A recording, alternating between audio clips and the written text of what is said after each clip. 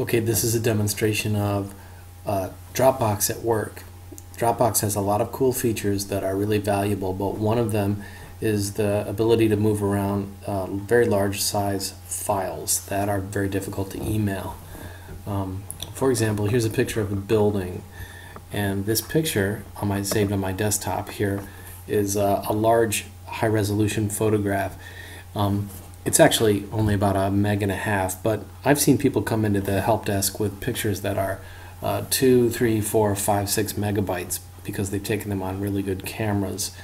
And they could manipulate those images and shrink the file size down, but they want to keep the file size very large because they want the high quality of the picture. Well, if I want to get this picture to somebody else, emailing it's going to be very difficult. There are file size limits. There's also the risk of timing out, the network interruption. It's very difficult to email a very large file.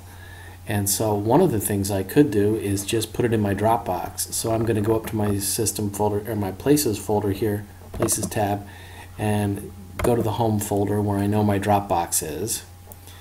And I'm going to click on Dropbox right here. And here are all the places inside my Dropbox that are available on any computer in the world. But I think I'm going to move this to the public folder because the public folder inside Dropbox is really cool. So here it goes. I'm storing it into the public folder.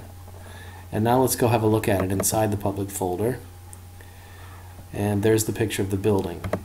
Now, one thing that I can do rather than email this picture is right-click on the picture of the building and drag down to where it says Dropbox, and check this out.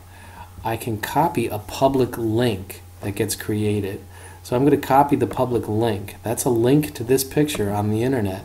And then if I want to notify my teacher or somebody that this picture is available, rather than email it, I can just go into my email and say, here's that picture that you wanted, and say it's right here, and then make that the link to the picture.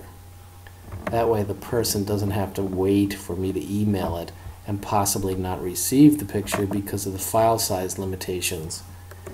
Now I'm just going to go paste. There, that's the pasted link.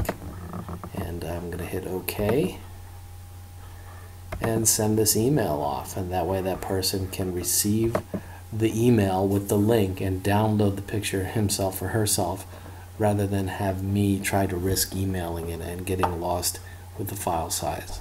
That's just one of the many great things you can do with Dropbox.